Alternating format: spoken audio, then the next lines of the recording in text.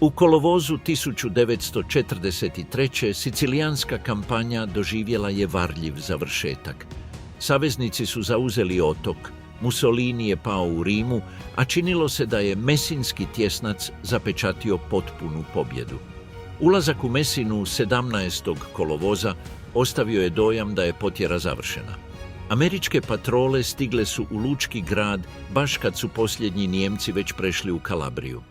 Karta je pokazivala okupiranu Siciliju, ali temeljni vojni ishod bio je još više uznemirujući. Neprijatelj je izgubio teritorij, zračne luke i luke, ali je spasio ključni dio svoje borbene snage.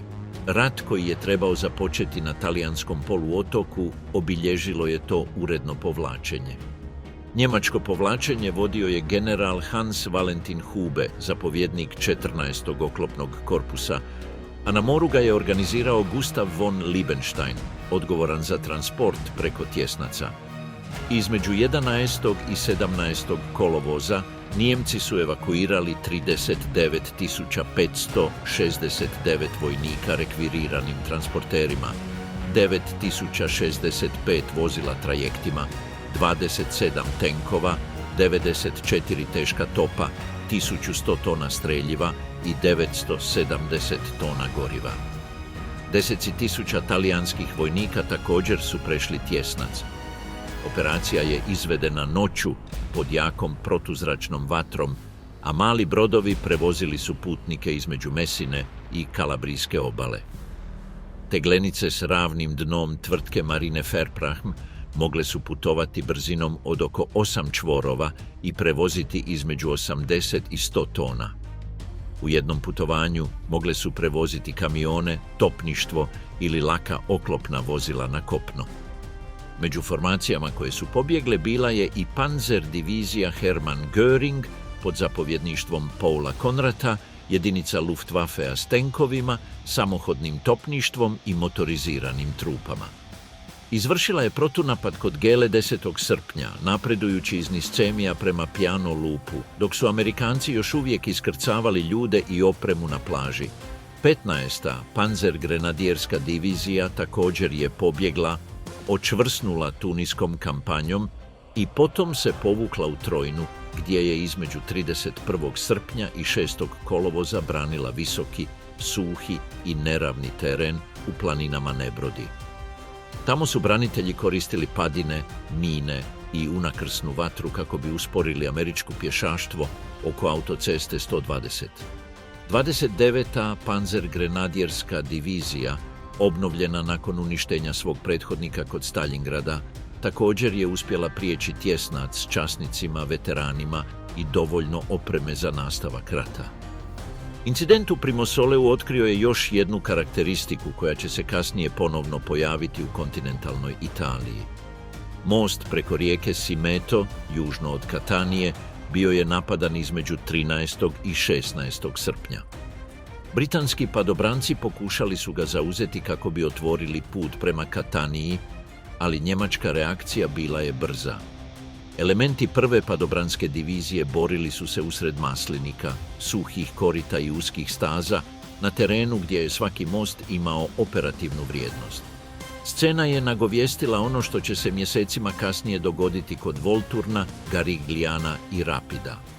Vodeni prijelaz, cesta i visoka točka mogli su zaustaviti napredovanje vojske. Povlačenje sa Sicilije nije bilo kaotično. Njemačke jedinice povlačile su se u fazama, pokrivene uzastopnim linijama i zaštićene protuzračnim topništvom s obje obale. Kada vozila više nisu mogla prijeći, onesposobljavana su čekićima, sjekirama ili rušilačkim bombama. Kada bi položaj postao previše izložen, zaštitnica bi ga napustila tijekom noći, ostavljajući za sobom minska polja, blokirane ceste i zgrade pripremljene za odgađanje potjere. U Trojini su američke patrole pronašle napuštene položaje tek kada je njemačka vatra počela jenjavati i neki grebeni su ostali prazni. Ovo tiho, gotovo metodično povlačenje omogućilo je Nijemcima da održe obrambenu inicijativu. Ulazak saveznika u kopnenu Italiju bio je uvjetovan tim ishodom. Dana 3. rujna britanska 8. armija prešla je u Kalabriju. Dana 9. američka 5. armija iskrcala se u Salernu. Mnogi vojnici vjerovali su da bi talijanska predaja mogla ubrzati napredovanje prema Rimu, ali oni koji su pobjegli sa Sicilije već su čekali na sjeveru. Nisu to bili beskorisni ostaci ili razbijene kolone. Bile su to izubijane formacije s iskusnim časnicima, žilavim dočasnicima i stručnjacima sposobnim za obnovu položaja. Naučili su popuštati bez raspadanja. Na poluotoku se to iskustvo pretvorilo u praktičnu doktrinu. Povući se na novu liniju, uništiti prilaze, zauzeti uzvišenja i prisiliti napadača da krene ispočetka. U ranim jutarnjim satima 9. rujna 1943. Salernski zaljev bio je prekriven tamnom linijom transportnih brodova, desantnih plovila i pratećih brodova. Operacija Avalanche bila je zamišljena kao glavni udar na talijanskom kopnu, zauzeti mostobran južno od Napulja, otvoriti put do Velike Luke i dati američkoj 5. armiji bazu s koje će napredovati prema Rimu. 47-godišnji Mark Clark zapovjedao je ovim snagama s mora, vođen mješavinom ambicije, političkog pritiska i uvjerenja da će talijansko primirje oslabiti otpor.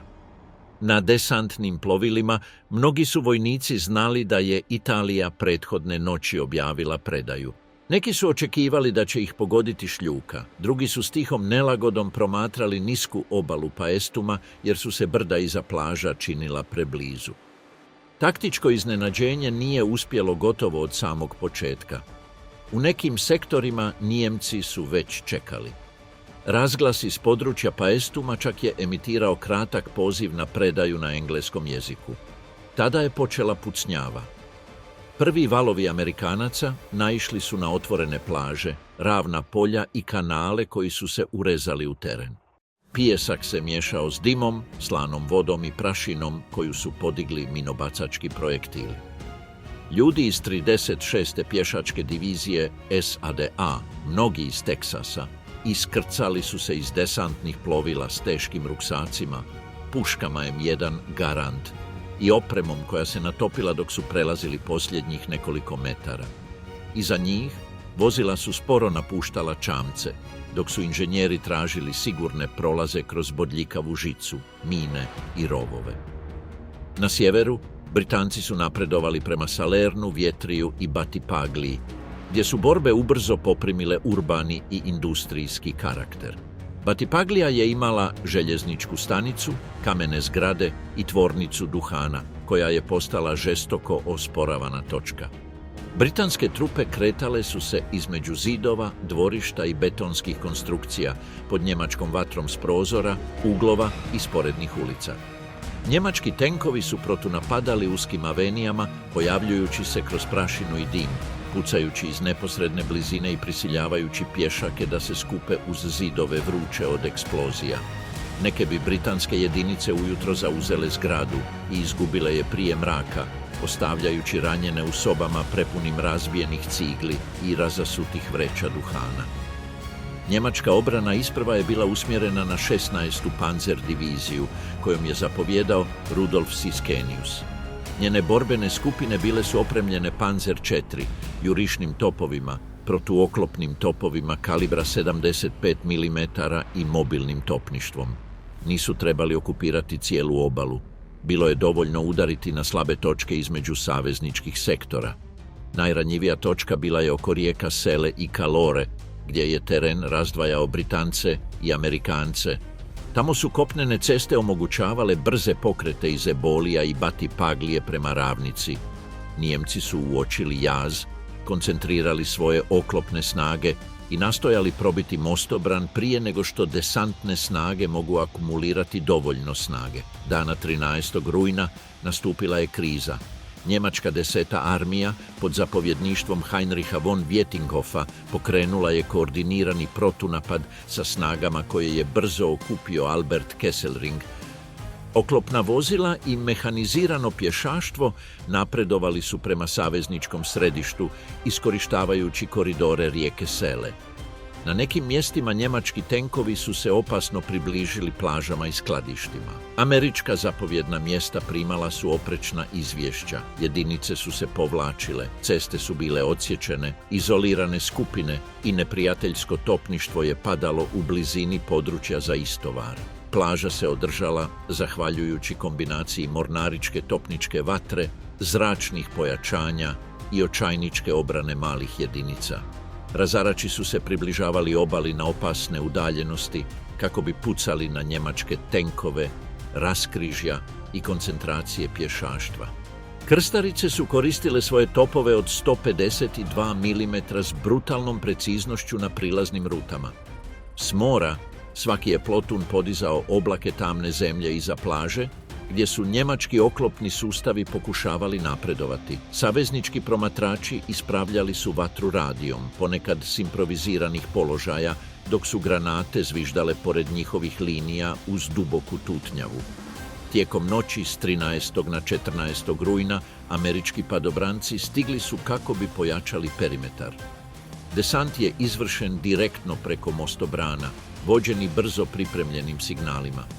Ljudi su se spuštali u mraku, usred topničke vatre, malih požara i stalne buke fronte. Mnogi su se spustili blizu iscrpljenih jedinica koje su se danima borile bez sna. Njihova prisutnost pomogla je zatvoriti praznine, držati raskrižja i dati povjerenje obrani koja je bila na rubu sloma. Luftwaffe je također uzvratio snažno. Američku krstaricu Savanah pogodila je 11. rujna navođena bomba Fritz X, koja je probila blizu kupole i izazvala razornu eksploziju unutar broda. 16. rujna britanski bojni brod Warspite oštećen je drugom navođenom bombom dok je podržavao operaciju. Ovo oružje pokazalo je da ni more ne nudi potpunu sigurnost. Brodovi su štitili mostobran svojim topništvom, ali su također bili ranjivi na precizne zračne napade. Istog dana, kada su bombe Fritz X uništile britansku pomorsku moć, njemački zamah počeo je slabiti.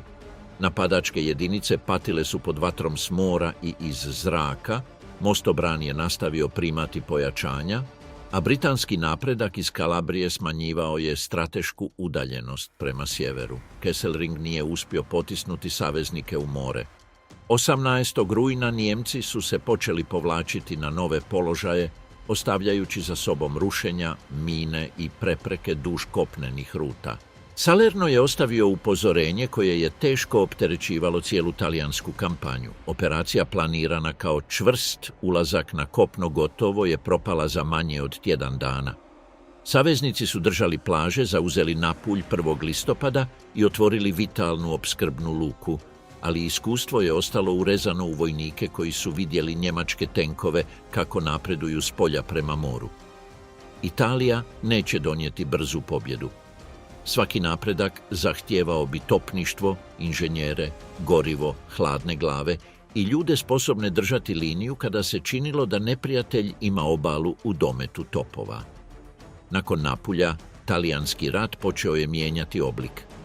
Saveznici više nisu napredovali s plaže prema lučkom gradu, već u zemlju ispresijecanu rijekama, planinama i selima smještenim na vrhovima drevnih brda. Američka 5. armija Marka Clarka trebala je napredovati prema Rimu duž zapadne strane poluotoka, slijedeći autocestu 6, usku cestu koja je prolazila kroz Mignano, Cassino i dolinu Liri. S desne strane britanska 8. armija napredovala je uz Jadransku obalu, između vodenih putova koji su se slijevali sa Penina i ulijevali u more. U središtu se nalazila masa surovih planina, loših cesta i kamenih sela, gdje bi satnija mogla biti odsječena rušenjem ili noćnom kišom. Da bi se razumjela talijanska kampanja, prvo je trebalo razumjeti čovjeka koji će braniti rimske zemlje. Albert Kesselring nije bio general rođen u planinskom ratovanju, niti zapovjednik pješaštva obučen u alpskim rovovima. Bio je feldmaršal Luftwaffea, rođen u Bavarskoj 1885, veteran Prvog svjetskog rata i jedan od ljudi koji su sudjelovali u izgradnji njemačkih zračnih snaga tijekom naoružavanja 1930-ih.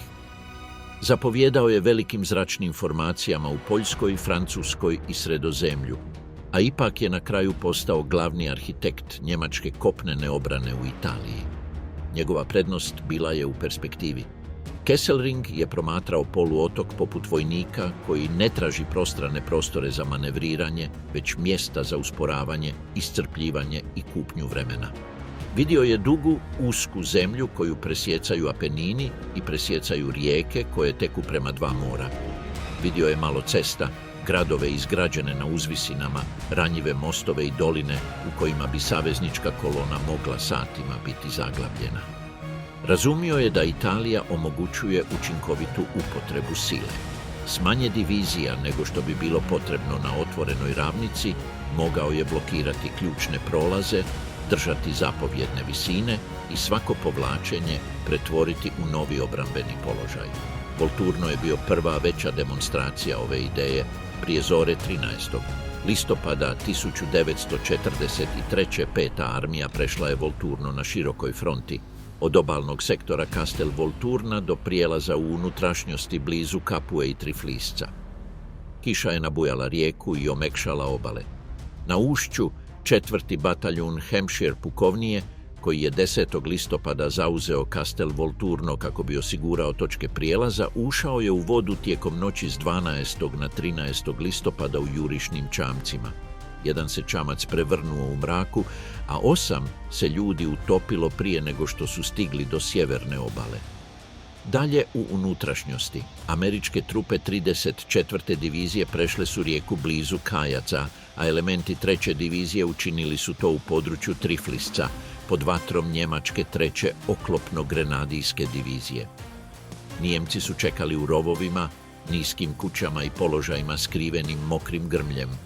S bakljama u zraku, MG-42 su čistili prilaze rijeci, dok su minobacači i topništvo zasuli minobacače koji su prevozili kabele, radio stanice i sanduke streljiva prema mostobranima. Ta se scena ponavljala tijekom cijele kampanje. Nabujale rijeke, srušeni mostovi, minirane obale i vojnici prisiljeni graditi ulaz pod vatrom prije nego što su mogli napredovati i kilometar. Sjevernije se nalazio Mignano Gap, prirodni lijevak na cesti za Cassino. Autocesta 6 presjecala je ovaj prijevoj između uzvisina koje su kontrolirale savezničko napredovanje.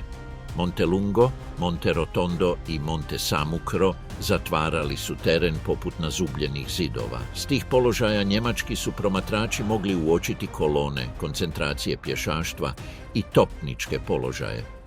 Napadač je morao napredovati predvidljivim putovima, s malo alternativa za raspoređivanje tenkova i kamiona. Kad su Amerikanci stigli do ovog sektora, otkrili su da sama geografija diktira redoslijed bitke. Prvo uzvisine, zatim gradovi, a zatim cesta. Da bi premjestili haubicu od 105 mm na koristan položaj, topnicima su bili potrebni traktori, gorivo, čvrsto tlo i ruta koja nije bila pod nadzorom. U Italiji su se ova 4 uvjeta rijetko podudarala. Kamioni od 2,5 tone zaglavili bi se na blatnjavim cestama. Kola hitne pomoći prevozila bi ranjenike niz skliske padine. Telefonske linije bi presjecali šrapneli ili mazge koje su se spoticale u mraku. Satnija koja bi zauzela visoku točku mogla bi ostati bez streljiva prije nego što bi primila pojačanje. Borbe nisu završile zauzimanjem grebena. Započela je nova kušnja. Zimi 1943. talijanska kampanja počela se svoditi na kratka imena ispisana na blatnjavim kartama poput Ortone i Orsognje. Svaki od ovih gradova otkrivao je drugačiji aspekt istog rata. U velikim naredbama činili su se kao nužni taktički ciljevi za otvaranje ceste, zauzimanje visoke točke ili probijanje obrambene linije. Za ljude koji su u njih ulazili, bili su to labirinti kamena, mračnih podruma, razbijenih prozora i ulica gdje je jedan mitraljez mogao zaustaviti cijelu satniju. Italija je postala rat uništenih sela gdje je okupirana kuća vrijedila više od 100 metara otvorenog polja.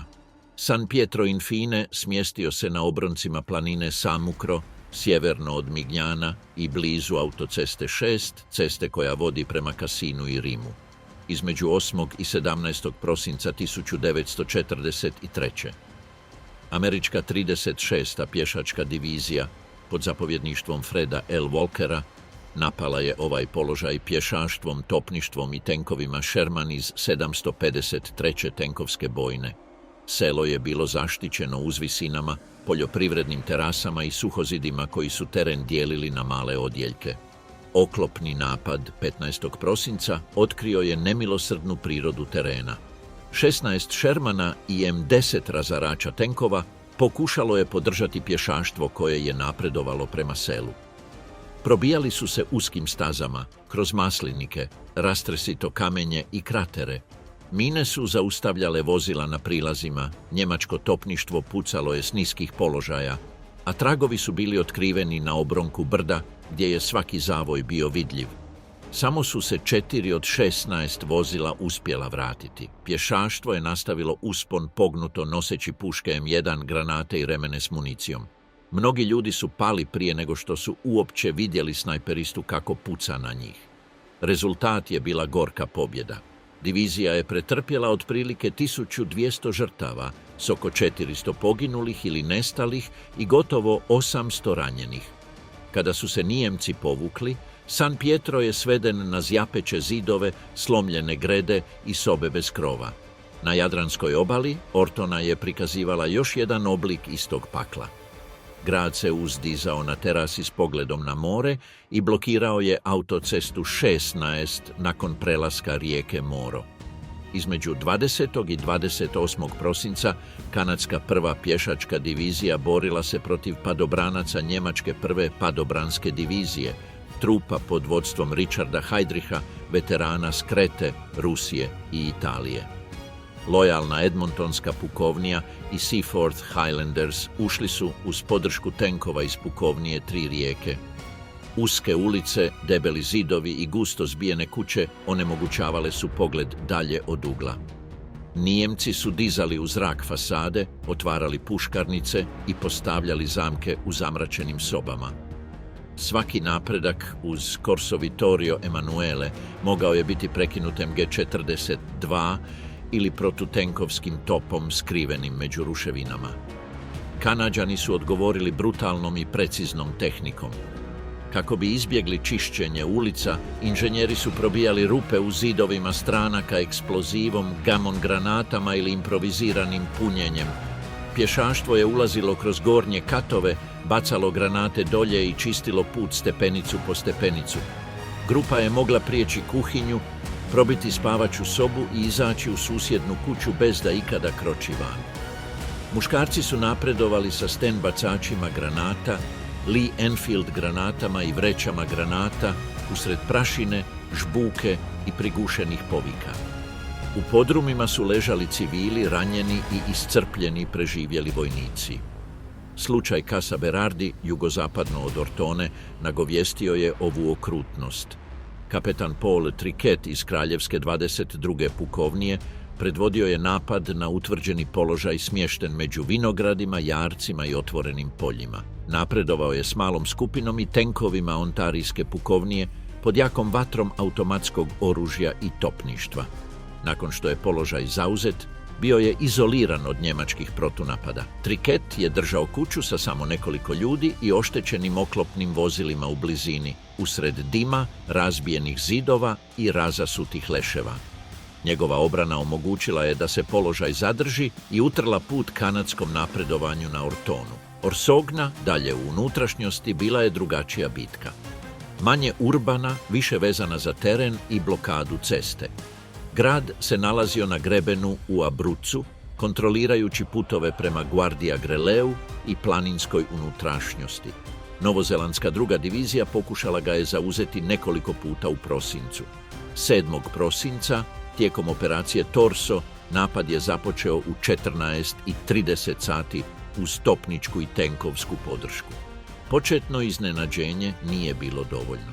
Njemačka obrana iskoristila je provalije, udubljene ceste i minirana područja kako bi usporila napadače. 15. prosinca još jedan noćni napad uspio je stvoriti plitki izbočinu, iako su tenkovi bili blokirani protutenkovskom vatrom i mehaničkim kvarovima. Više od 20 vozila izgubljeno je ili onesposobljeno u jednom danu. Napredak prema Rimu izgrađen je na tim malim mjestima, sravnjenim jedno po jedno, sve dok talijanski krajolik nije počeo nalikovati lancu ruševina povezanih miniranim cestama. Dana 12. prosinca 1943. u sektoru Venafro, američka kolona započela je uspon starom planinskom stazom s natovarenim mazgama. Prizor je otkrio pravu prirodu talijanske zime, životinje prekrivene blatom, pogrbljeni vojnici i strma uzbrdica gdje su kamioni bili beskorisni. Mazge su se kretale naprijed spuštenih glava, kopita utonula u tamnu glinu, a sanduci su im udarali o bokove. Nosile su streljivo, kanistere s vodom, deke i rastavljene dijelove minobacača. Iza njih marširali su ljudi u teškim kaputima, s kacigama koje su se sjajile na rosulji i vlažnim puškama prebačenim preko ramena. Na takvim stazama zaglavljeni kotač mogao je blokirati put. Mrtva mazga mogla je prekinuti opskrbu naprednog položaja. Zima se spustila na Italiju poput druge njemačke obrambene linije. Na zapadu se američka 5. armija kretala između Venafra, Mignana i Cassina. Na Jadranu se britanska 8. armija borila između rijeka Sangro i Moro. Kiše u studenom i prosincu pretvorile su seoske ceste u tekuće jarke. Kamioni GMC od 2,5 tone klizili su po mekim bankinama. Topništvo je stizalo kasno, kola hitne pomoći vozila su ranjenike niz nemoguće padine. U selima su talijanske obitelji spavale u podrumima, štalama i kuhinjama bez prozora, s dekama na vratima, mršavim životinjama i ustajalim kruhom. Iznad magla je zaklanjala grebene i pretvarala noćnu smjenu trupa u spor, gotovo tihi marš. Blato je usporavalo naredbe, motore i tijela, čineći da svaki kilometar izgleda kao ispaša stoke. Početkom prosinca savezničke trupe napale su masu uzvisina s pogledom na cestu prema Cassinu. Muškarci su se penjali do gležnjeva u blatu, preko mokrog kamenja i kroz grmlje rastrgano šrapnelima. Ranjenici su spuštani na klimavim nosilima, pokriveni natopljenim dekama, dok su mazge vukle sanduke s granatama uzbrdo.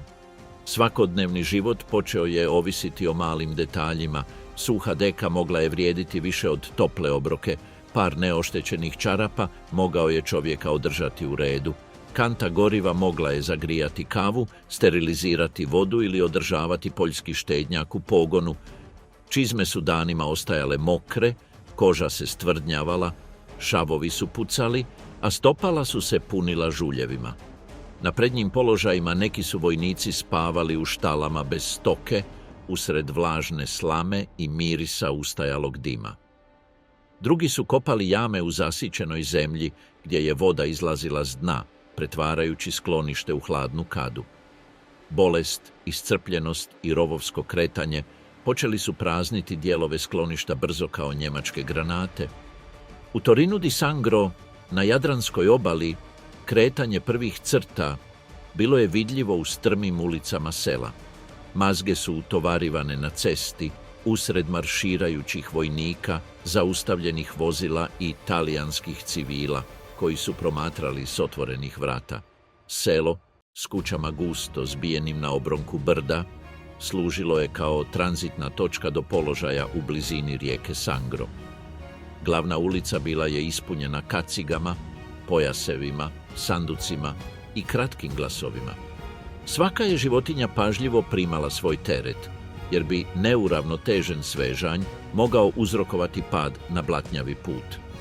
U kampanji s velikim kartama i udaljenim ciljevima, stvarno napredovanje često je ovisilo o ovoj sporoj sceni. Muškarci su namještali remene na leđima mazge. Rijeke su umnožile bijedu. Sangro je tekla niz Apenina do Jadrana, a s kišama su joj obale postale mekane i opasne. Inženjeri su morali pod vatrom prevoziti materijal za mostove, mjeriti struje, čistiti mine i stvarati prijelaze tamo gdje je njemačko topništvo već izmjerilo obale. U siječnju je Rapido predstavljao isti problem u krvavijim razmjerima. Voda je bila jedva iznad nule. Muškarci koji su pokušali prijeći nosili su jurišne čamce, oružje, radiostanice i rudnike za rušenje. Mnogi su stigli do suprotne obale promočeni, drhteći, s nespretnim rukama i beskorisnom opremom. Kad je minobacačka vatra počela padati na obalu rijeke, hladnoća je svaki pokret učinila sporim i napornim zadatkom. Niski oblaci zaklonili su vrhove, magla se spustila u doline, a saveznički zrakoplovi gubili su dragocjeno vrijeme leta. Kako se vrijeme pogoršavalo, pješaštvo se našlo sve izoliranije od utvrđenih gradova i okupiranih grebena. Topništvo je nastavilo pucati, iako je kretanje topova kalibra 105 mm po mekom tlu zahtijevalo traktore, kablove i strpljenje. Prednji promatrači pokušavali su ispraviti vatru s obronaka, gdje se vidljivost mijenjala u minutama. Zavjesa magle mogla je spasiti patrolu ili je ostaviti izgubljenom među maslinicima, bodljikavom žicom i minskim poljima. Kasino je u mnogočemu bio vrhunac te bitke. U noći 20. siječnja 1944. ljudi američke 36. pješačke divizije marširali su do rijeke Sangro s jurišnim čamcima na ramenima. U savezničkim izvješćima zvala se Rapido. Iako je rijeka koju su trebali prijeći nasuprot Sant'Angela in Theodis bila Gari. Razlika u nazivu nije promijenila prizor, ledena voda, meke obale, minska polja i mračna ravnica kojom je dominirao Monte Cassino. Benediktinski samostan, smješten na visini od 516 metara, činio se kao da nadgleda cijelu dolinu. Ispod se autocesta 6 nastavljala prema Rimu, blokirana Gustavovom linijom i njemačkim položajima koji su zatvarali pristup dolini Liri. General Fredel Walker znao je da će prijelaz biti strašan. Njegove pukovnije bile su iscrpljene prethodnim borbama na zimskoj liniji i dobile su slabo integrirane zamjene. Zapovjed je, međutim, izvršena. U 19 sati vojnici 141. i 143. pješačke pukovnije počeli su se kretati prema rijeci.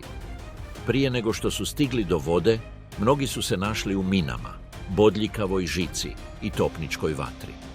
Inženjeri su pokušavali očistiti puteve detektorima, bijelom trakom i eksplozivnim punjenjima, dok su njemački rafali sjekli noć. Blato se natapalo u čizme, čamci su se zakačili za grane i kratere, radioaparati su se smočili prije nego što su mogli prijeći. Neke su skupine stigle do suprotne obale. Tamo su otkrile usko, nisko područje s nedovoljnom zaštitom. Njemačka 15. panzergrenadijerska divizija, kojom su zapovjedali časnici navikli na mobilnu obranu, koncentrirala je vatru na točke prijelaza. MG-42 pucali su brzinom od gotovo 1200 metaka u minuti. Minobacači kalibra 81 mm padali su na obale, gdje su inženjeri pokušavali izgraditi improvizirane mostove. Bez mostova Shermani nisu mogli prijeći. Bez tenkova pješaštvo je ostalo samo mokro, s ograničenim streljivom i rijekom iza leđa. U 2 dana divizija je pretrpjela 155 poginulih, 1052 ranjena i 921 nestalih ili zarobljenih. Mnogi ljudi ostali su nasukani na drugoj strani bez čamaca za povratak, dok su Nijemci zatvarali džep kratkim protunapadima. Kasino je ponovno proždirao ljude u veljači. Novozelandska 2. divizija i Indijska 4. divizija imale su zadatak napasti grad i obližnje uzvisine. 15. veljače više od 200 savezničkih bombardera pogodilo je Opatiju. Bombe su podigle ogroman oblak nad planinom. Stupovi kamenja, prašine i slomljenog drva padali su na drevnu zgradu. Samostan, osnovan u 6. stoljeću, sveden je na masu srušenih zidova i otvorenih galerija. Razaranje nije olakšalo napredovanje. Ruševine su nudile čvršća skloništa, dublja skrovišta i vatrene položaje među kamenim blokovima koji su odolijevali šrapnelima. Nakon bombardiranja, njemački padobranci zauzeli su ovaj kameni kostur i pretvorili ga u tvrđavu. 2 noći kasnije 28. maorski bataljun dobio je naredbu za napredovanje prema željezničkoj postaji Kasino. Satnije A i B noću su prelazile močvarni teren. jer su Nijemci digli u zrak nasipe i obrambene položaje uz rijeku Rapido, poplavljujući prilaze hladnom vodom, gustim blatom, skrivenim jarcima i topničkim kraterima. Stanica je bila ključna. Kontrolirala je južni ulaz u grad, nadgledala je željeznički nasip i mogla je poslužiti kao koridor za proboj u unutrašnjost kasina. Maori su stigli do svog cilja nakon iscrpljujućeg napredovanja i borili se usred iskrivljenih tračnica, prevrnutih vagona, uništenih skladišta i zgrada izrešetanih rupama od granata. Potporni tenkovi bili su zadržani, nesposobni prijeći na topljeno tlo i pukotine u terenu. U zoru su ljudi iz bataljuna bili izolirani, vidljivi među ruševinama i pod njemačkom vatrom iz grada, samostana i obližnjih položaja.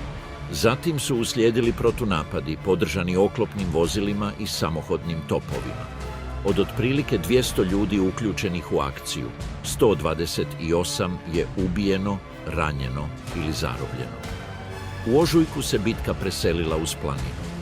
Satnija iz prve streljačke bojne Gurkha 9. pukovnije uspjela je zauzeti Vješalo, uski greben manje od 250 metara od samostana.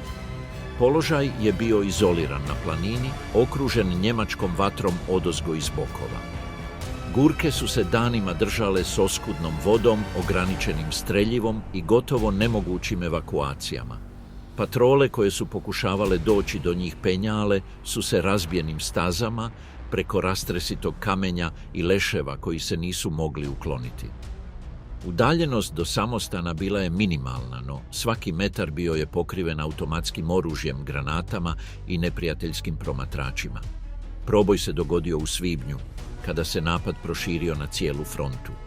Poljski drugi korpus, pod zapovjedništvom Władysława Andersa, napredovao je prema visinama Monte Cassina s ljudima koji su prošli kroz sovjetske zatvore, logore na Bliskom istoku i godine progonstva.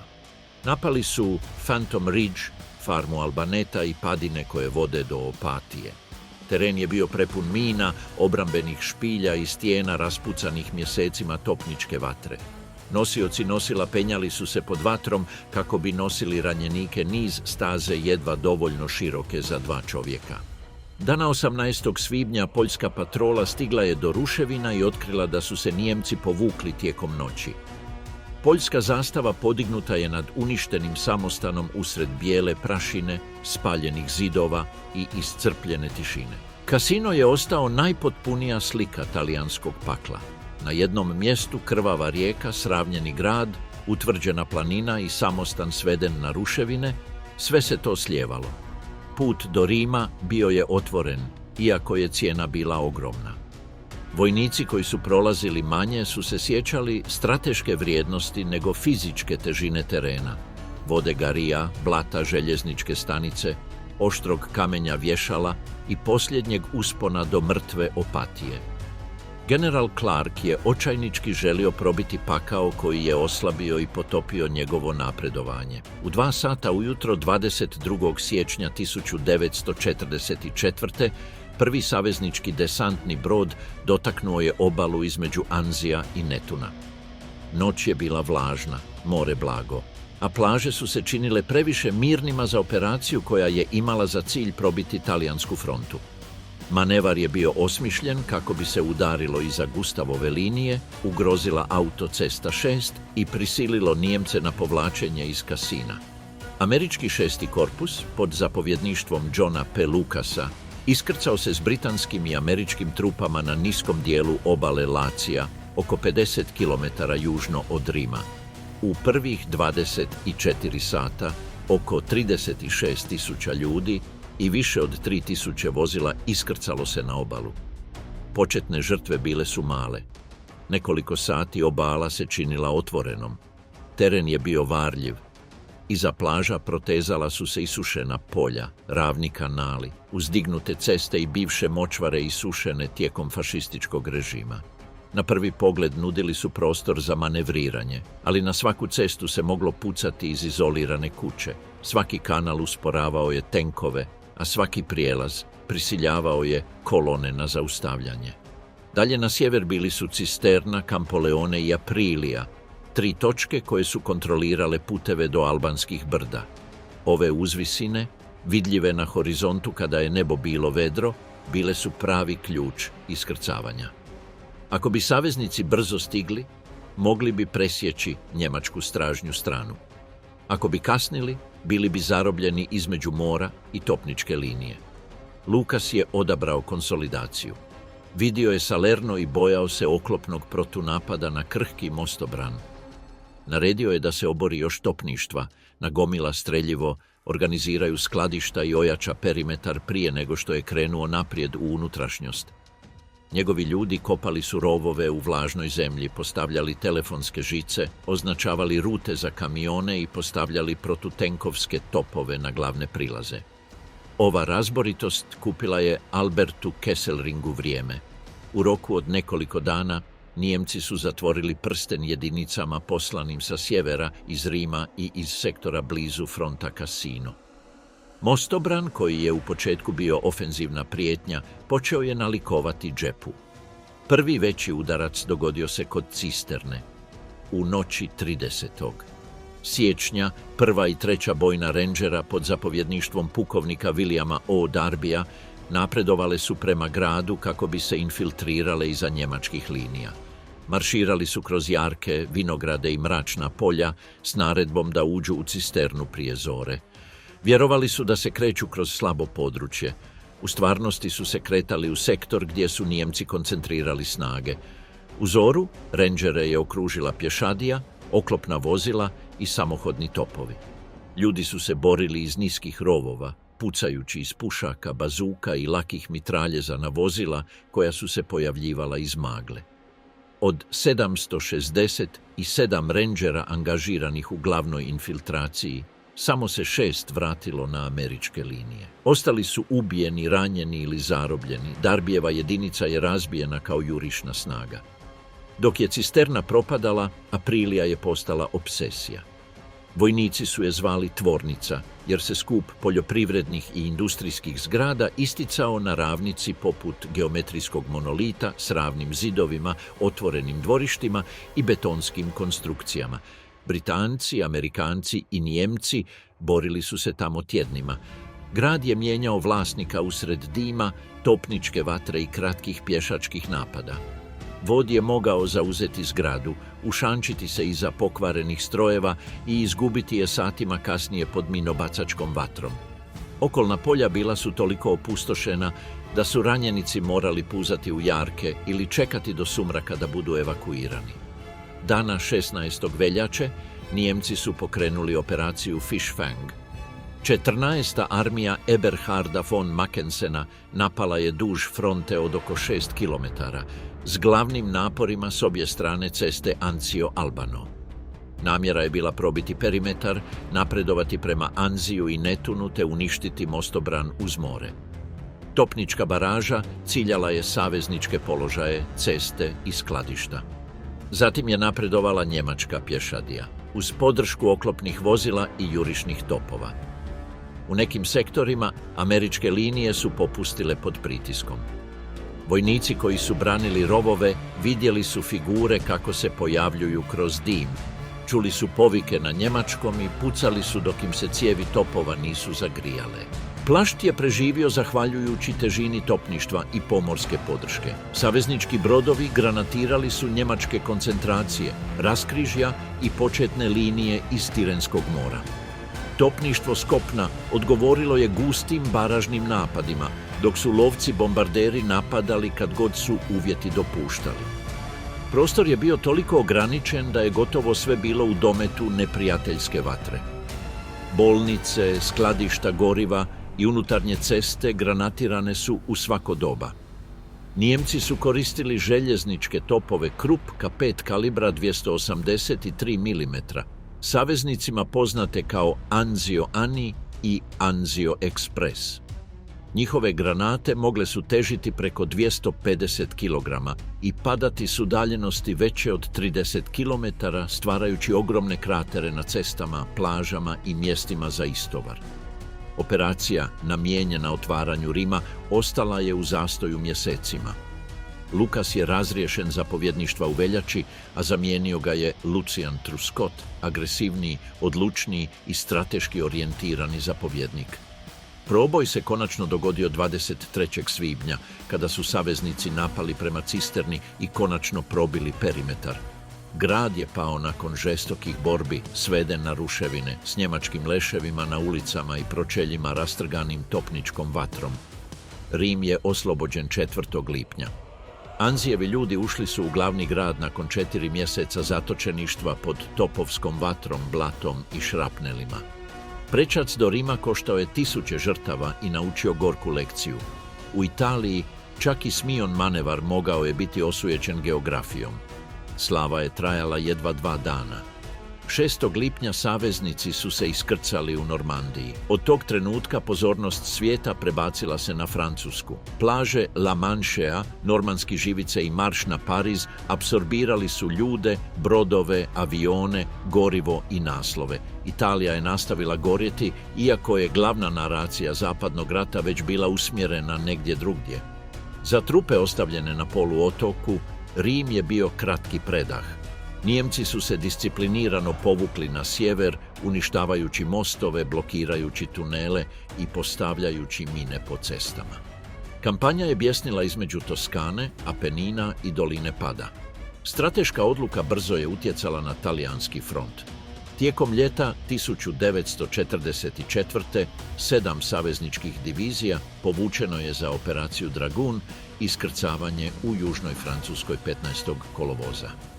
Ovaj transfer smanjio je dostupnu ofenzivnu snagu baš kad su Nijemci uspostavljali novu barijeru, Gotičku liniju.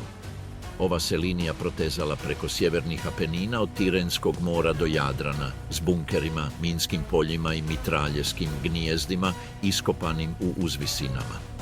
Kesselring je ponovno primijenio istu logiku kao i na jugu. Zauzeti prijevoje, kontrolirati ceste i prisiliti napadača na napredovanje. U rujnu 1944. borbe su se vratile u planine. Američka 10. brdska divizija, još uvijek se prilagođavajući stvarnoj borbi, zatekla je Apenine kao teren grebena, snijega i uskih staza. U brazilskom sektoru, brazilske ekspedicijske snage stigle su u Italiju s ljudima iz tropske zemlje koji su morali naučiti zimsko ratovanje u blizini Monte Castela. Dana 29. studenog 3 brazilske bojne napale su ovu visoku točku jugozapadno od Bolonje, ali loše vrijeme spriječilo je učinkovitu zračnu podršku, a dodijeljeni američki tenkovi nisu mogli djelovati prema planu. Napad je odbijen prije kraja dana. Ljudi su se povukli na niže položaje, mokri, iscrpljeni i s gorkim osjećajem da ih je zaustavila siva planina koja je dominirala svim prilazima. Monte Castello postao je bolna škola teškoća. U prosincu je bilo ponovljenih pokušaja sa snijegom, maglom i njemačkom vatrom s pripremljenih položaja. Uzvišenje je kontroliralo cestu Poretana, vitalnu rutu između Pistoje i Bolonje. Sve dok su Nijemci držali ovu uzvisinu, mogli su promatrati savezničke pokrete, prilagođavati topničku vatru i blokirati cestu topničkom vatrom. Pobjeda je konačno došla 21. veljače 1945. u operaciji Ancor, kada su Brazilci napali uz američku 10. brdsku diviziju. Ofenziva je započela u 5:30 ujutro. Ovaj put postojala je preciznija koordinacija, bolje usmjerena potporna vatra i kontinuirano napredovanje uz hladne padine. Do trenutka kada je položaj pao, Brazilci su zauzeli uzvišenje koje je mjesecima kočilo njihov sektor. Kampanja je dosegla vrhunac u travnju 1945. mnogo širom ofenzivom. U istočnom sektoru britanska 8. armija napala je liniju rijeke Senio 9. travnja. Njemačke obrane bile su iskopane u nasipima dubokim do 12 metara s tunelima, skloništima i vatrenim položajima unutar obala rijeke.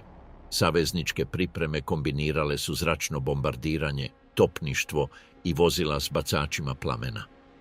Zrakoplovi su bacili 1000 malih bombi na obale rijeke i njemačku pozadinu. Zatim je topništvo bombardiralo prijelaze. Kako je pješaštvo napredovalo, Tenkovi Churchill Crocodile ispalili su rafalnu vatru na ulaze u skloništa i uporišta.